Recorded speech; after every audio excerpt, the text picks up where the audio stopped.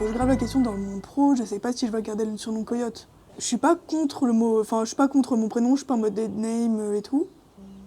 Mais en fait, plus avec le temps, plus je me rends compte qu'en vrai j'aime pas mon prénom. En fait même depuis toujours, j'avoue, j'ai jamais trop kiffé mon prénom, tu vois.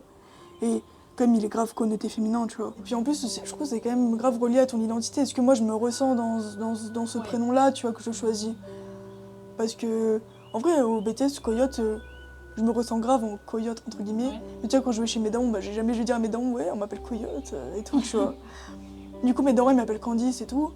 Et même de manière générale, mes darons, enfin, je leur ai pas dit, oui, je suis non-binaire, je préfère qu'on me genre en il, tu vois.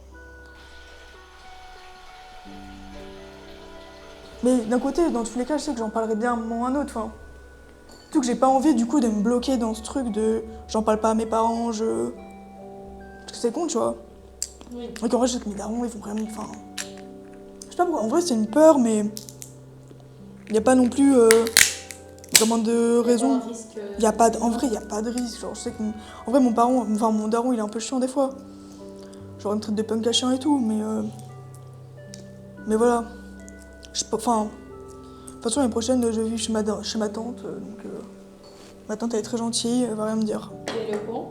Non, mais tu sais que j'en ai parlé à personne de ma famille, hein. Évidemment que. Bah, à un moment ou à un autre, je vais bien leur dire, tu vois. Oui. Du genre, je pense dans. Je sais pas quand ça se fera, mais dans pas très longtemps, tu vois. Enfin.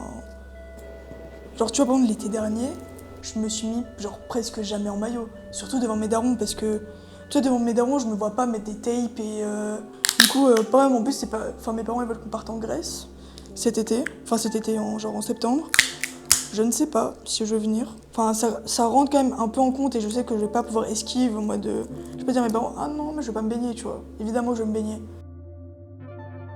Je pense que c'est pas pareil quand t'es une personne trans, parce que là, t'es vraiment en opposition. Moi, je suis pas non plus en opposition, je suis pas. Ah non, je suis absolument pas une femme, je suis un homme. Je suis pas un homme. En fait, je trouve que être non-binaire, c'est encore moins considéré qu'être. Genre, quelqu'un de trans, mais qui est posé sur le spectre de la binarité, tu vois. La non-binarité, c'est quand même abstrait, tu vois. Même par exemple, pour les gens qui veulent se faire des mastectomies, il y a plein de chirurgiens par exemple, qui refusent les personnes non-binaires. Parce que pour eux, ça n'existe pas la non-binarité, tu vois.